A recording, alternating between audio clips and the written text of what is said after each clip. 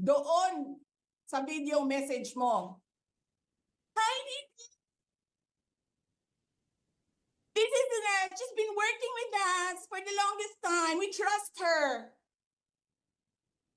You sent me written instructions about money. Millions a month. Anong nakalagay doon sa envelope? DepEd. Anong ginawa ko? Binigay ko sa DepEd. Putak na mukha.